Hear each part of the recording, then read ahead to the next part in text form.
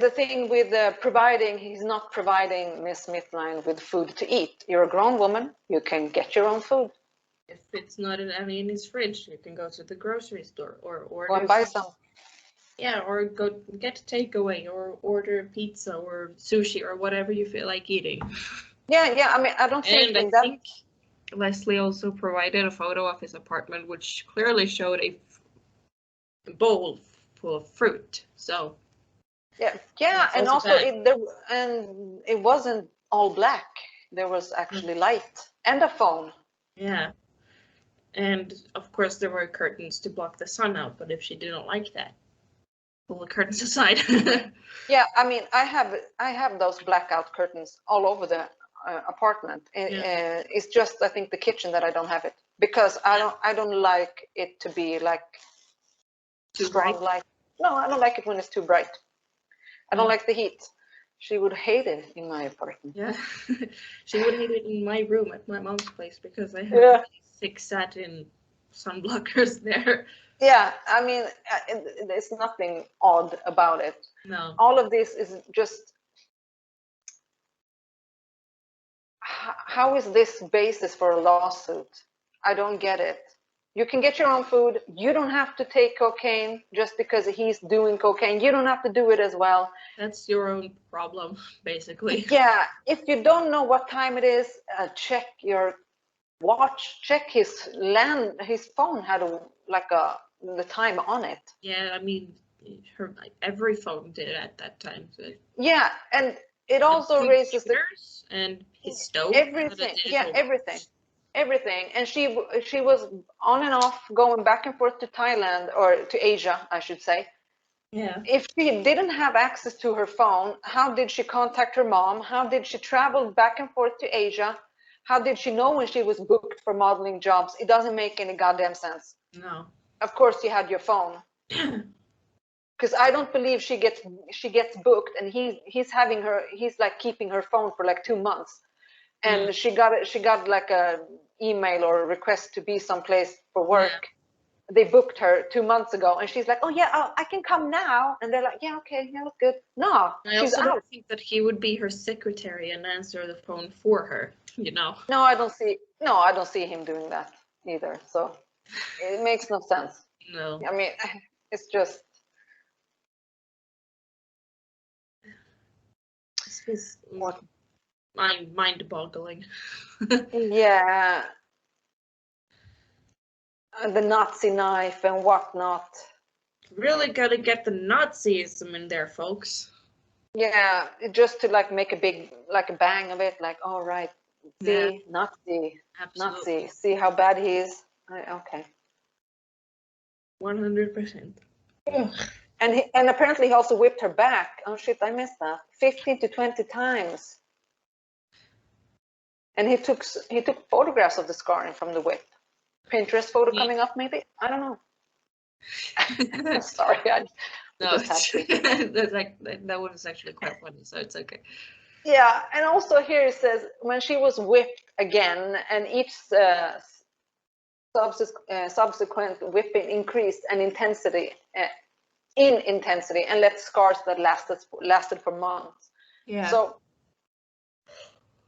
no one saw those scars. She was apparently locked in his home those months. Yeah. And one thing I also was wondering, if her mom came let's say her mom came with the dishes. Yeah. She didn't see her daughter was in shock by the cuts. You would think her mom. It doesn't make any sense. I almost spoke some Swedish there, but it doesn't make any sense. Right?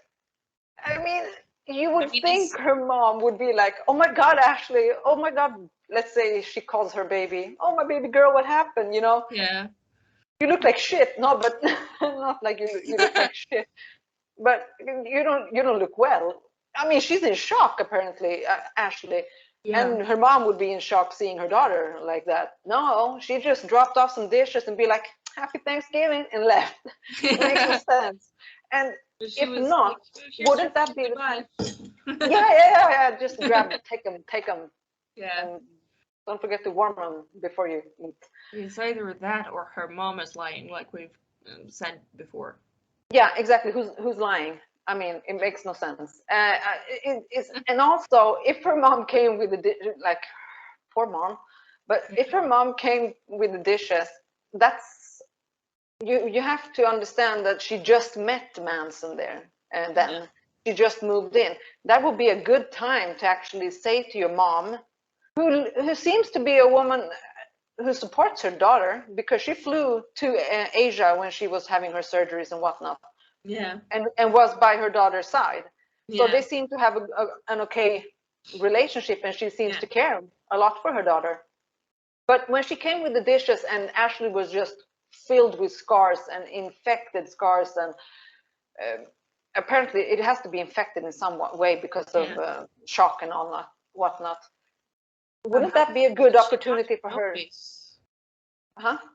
I was just asking how the fact that she did not notice any of that. Yeah, exactly. And even if her mom didn't notice it, wouldn't that be a perfect time for Ashley to be like, Mom, I'm abused. You have to please take me away from here. Yeah. Look. No, she just grabbed the food and be like, yeah, okay, thank you, Mom. Bye. Bye. No, I'm sorry, it makes no sense to me. No. I can't wrap my brain around it because no. Again, I just can't. Contradicts the part where she says that she wasn't allowed to have a phone or whatever because she somehow contacted her mom. That's what I mean. And it doesn't make. Mom know. Yeah, That ruins the whole thing, at least for Ashley.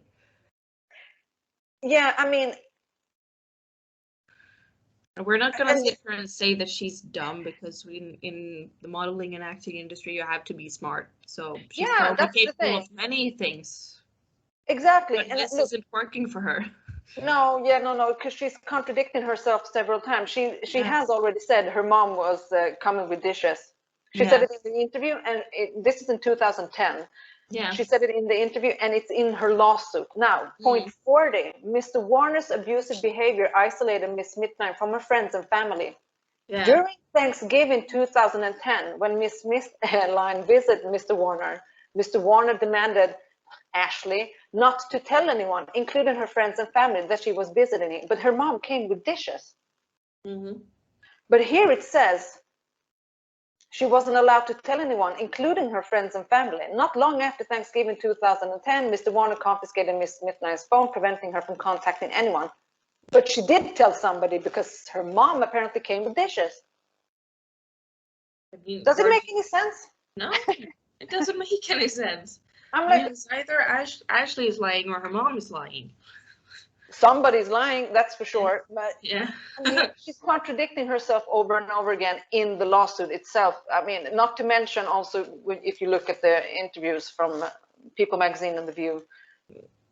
Compare it. Just watch everything and compare it all. It's fucked. Yeah, we're gonna post a link of the lawsuit so you can just follow us while we're talking. Yeah, if you don't have any clue what we're talking about. Yeah, exactly. And if you want to watch, if you missed the interviews and you want to watch, it's on YouTube. You can just search for her name and interview. And it'll be here.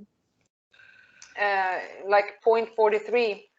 Well, also where it says, like, to this day, Miss Smithline deals with complex post-traumatic stress disorder, anxiety, obsessive-compulsive disorder, and panic attacks as a result of everything that happened between her and Manson. And the scars left from Mr. Warner's knife cuts are a daily reminder of the torment Miss Smithline endured and survived. Now, she has admitted herself several times. She has dealt with and had panic attacks and anxiety and OCD since a young age. So this is stuff she has struggled with since she was like 8 or 9 or something like that, I think, as well as eating disorder. So to blame Manson for that, like he created, because of him, she has this, like she's never had it before. No. Yes, you have. That's your own words. Several times, and we have several screenshots on our IG account. So, and this is the best. Well, no, there's so many good things here, but this is one of the best. Yeah. Point 44. That it took Miss Smithline years to understand the extent of Mr. Warner's physical, sexual, psychological, and emotional abuse. In fact, the true extent of its injuries suffered by Miss Smithline were not fully realized until fall, and I repeat again, fall 2020, when she began That's almost meeting with... decade. Yeah, later. Yeah. When she began meeting with other survivors of Mr. Warner's abuse, with Evan, Esme, who else? Ashley Walters. Yeah, the other Ashley. Yeah. Ashley and Ashley. Okay. Where was I? Yeah. She began meeting with other survivors of Mr. Warner's abuse. Miss Midnight still fears the reach of Mr. Warner, given his stature in the entertainment industry. Oh my God. What in the... In the stature, apparently. Okay. What stature? I don't know. Whatever. I'm Swedish. I just gotta say that the phrasing in this whole lawsuit is... Yeah. But it's like legal words, or they're trying to. Yeah, I mean, they're trying to sound legal, and he works with that kind of stuff, but it's still very weird phrasing. Yeah. But apparently the threats posed by Mr. Warner is not limited to Mr. Warner, the individual. Rather, the threats of is diffused and shared among Mr. Warner's legion of fans, supporters, and colleagues. Oh, so we're a list now, not just a cult. Yeah. As a result, Miss Smithline has been forced to live in a constant state of fear. I don't think it looks like she's in constant state of fear. People talking about this, you have to understand, and not have to understand. I hope you understand. Yeah. Let me say, because you don't have to do anything. No one has to do anything, remember? Yeah. I hope you all understand that it's not just Manson fans who believes this lawsuit, or these lawsuits, now we're talking about this specifically, they don't believe it's true. They think it's bullshit as well. Yeah.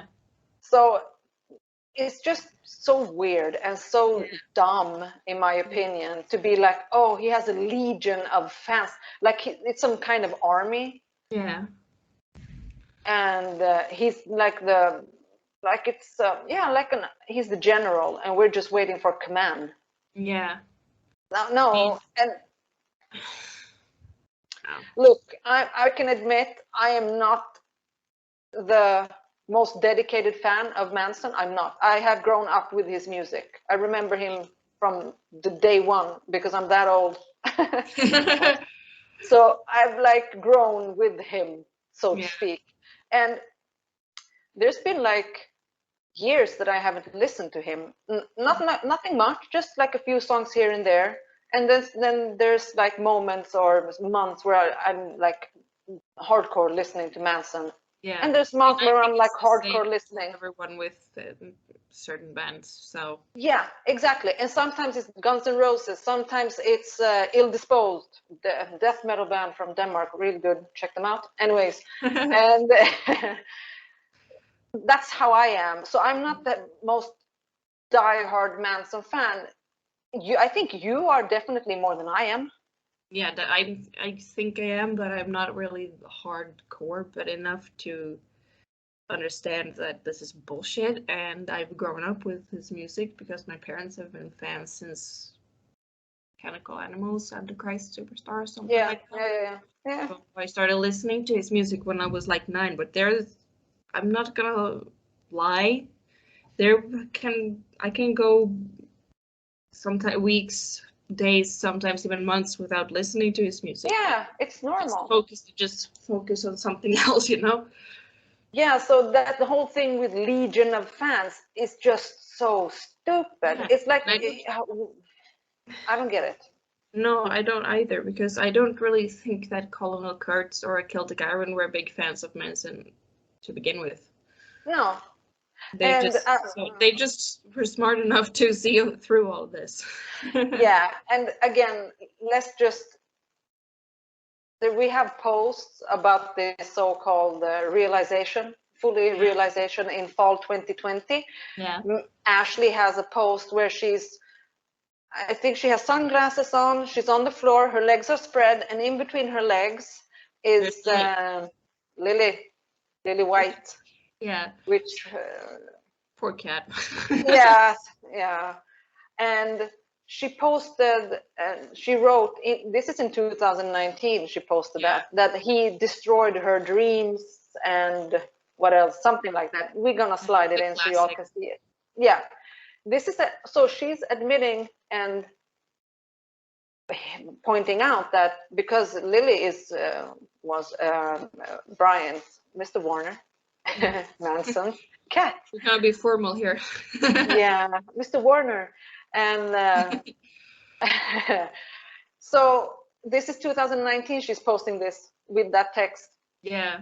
So how the hell did she, and she's pointing out he ruined her career, he ruined her dreams with the abuse and whatnot, but she didn't understand it until fall 2020. Come on. Yeah, but I think, I mean, under that post, she also tagged Evan, Esme, and the other Ashley. The other Ashley. Yeah, and she's commented under several posts from Esme, I think. But like, yes. Why did I let him punish me on blah blah blah? Yeah, and I think mean, if it would have happened, we would have been very sympathetic because it's horrible stuff, but it doesn't sound credible when she's contradicting herself several times in the lawsuit itself, not to mention with all the posts they have done and she has done, and the interviews. She commented, as you said, on Esme's, Esme, I don't know how to pronounce her name, sorry. I apologize for that. Her post, I think it was a post in 2018 or something. I mean, the post comment I found was a screenshot from 2020, and on that screenshot it said it was 50 weeks ago, and 52 weeks is almost a year, so it was in 2019. She commented that. Yeah, exactly. And posted that and tagged everyone else. Yeah, so it doesn't make any sense. No. It shows that this is a plan that they have been how to say? Yeah, for years. Yeah, they've been planning this for years, because so this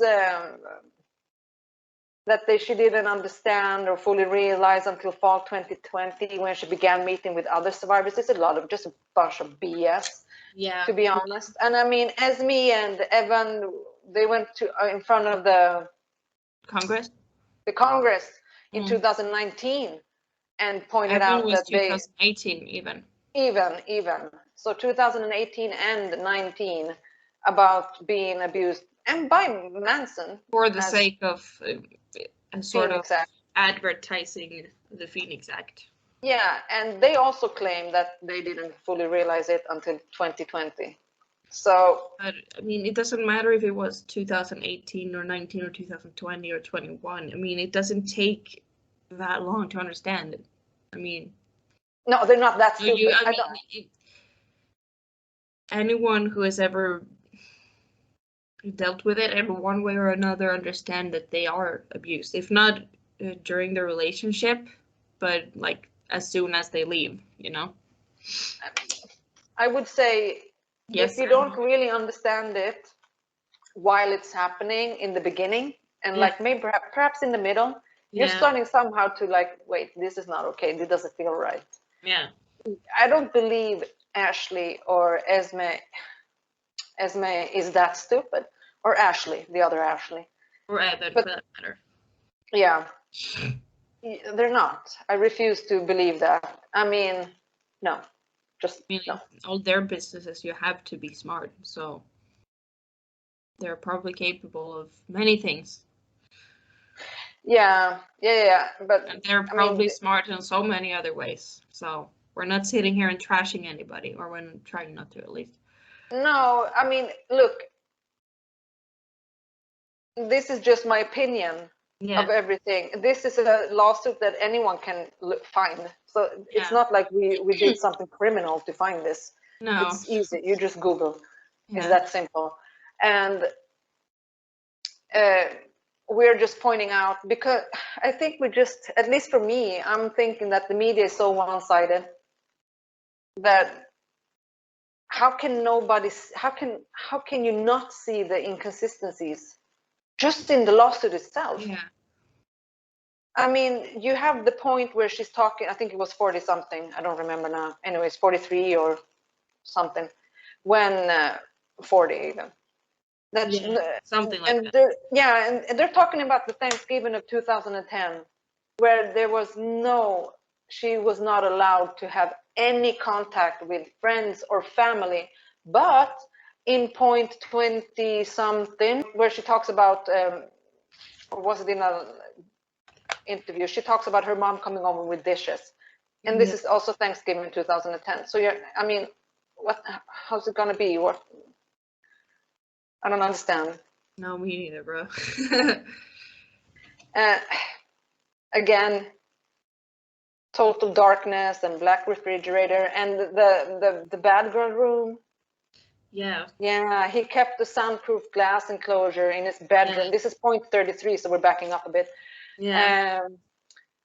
In his bedroom that was known as the bad girl's room, which was a joke referring to American Horror Story, I think. Yeah, because he was or is a fan of that show. So yeah, it's a really great show. Yeah, I mean, I haven't watched it, but I'll take your word for it. Oh, it's great. It's great. Miss Smithline was repeatedly locked in that enclosure, and I think Leslie, or was it Paula or Leslie, I think Leslie posted about it, and Paula, his assistant, talked about it and said that it was just a storage room. And it was not locked. If you look at the map, which Leslie has also posted, of the apartment, there was a sauna in the corner of his bedroom. So, and none of it had any locks. So, yeah, and it wasn't. I just find it funny, not funny, but comical, whatever. Yeah. But also the soundproof thing. I mean, of course, he used the apartment to record his stuff there, so of course there's going to be a soundproof room there. Yeah, he's not going to be any locks on it, because if there would be, even he wouldn't be able to get out unless somebody would unlock the door. Yeah, I mean, exactly. I mean, wouldn't she have a great opportunity to just lock him inside when he steps in there to record? Yeah. Because I mean, to be honest, if I was being abused, and my abuser went into that bad girl room and was gonna record, and I'm like, yeah, I can lock him in, and we'll run. I would just lock him inside and run. Yeah. And also, I would go to that police. Actually, so yeah, I would do that. And also, was there not a police station? Before anybody says anything, we're not trashing victims at all. Of any form of abuse, doesn't matter if it's physical or mental abuse. We're not. We have people in our family, or we have suffered abuse ourselves. Mm-hmm. So or friends. Friends, exactly. So I can honestly say, for me, it took me a couple of years to actually leave. It didn't take me a couple of years to understand that I was abused. Mm. But it took me a couple of years to finally leave and be like, fuck this. Yeah, same with my dad. So. Yeah, so it didn't take me I was in a relationship for, say, 4 or 5 years, and then 10 years later I was like, shit, I think I was abused. No. So she's not that stupid. No. Yeah. I mean, like I said, she's probably capable and great with many things and smart in so many other ways, but this, no. Yeah, this lawsuit is just full of crap. Yeah, because it's full of things that I don't understand how the hell you can actually file a lawsuit against somebody having a cold home. Go away. Just or remove yourself. For fuck's sake. Yeah, just remove yourself from that home if it's that fucking cold, or get dressed if you want to stay there. Get dressed. Yeah. Borrow a hoodie if you don't have anything with you. But I'm guessing she had, because she apparently moved in with him, and also he was dating Lindsay at the same time. And apparently Esme and the other Ashley and yeah, God knows who. and yeah, and I don't think this. I don't remember if the lawsuit said she was raped between 20 and 300 times. I don't think so. No. No, that would be. I mean, if that would have actually happened, I mean, sure, I would have understand if you would have had a roundabout number between 20 to 30 or 25, but Yeah, the span not a 280 ratio. That's not, no. No, I mean the number itself, the span between 20 and 300 is just like, that is so odd that I cannot think that it's true. I mean, it doesn't sound credible at all. I mean, it's just like she just had to be like, oh fuck, I have to say something. 20 to 300. And I think in an instant she was thinking, fuck, that didn't sound well. It sounded good. No, it didn't, but she said it. I mean, so, no. It doesn't take an expert to understand that you just cherry picked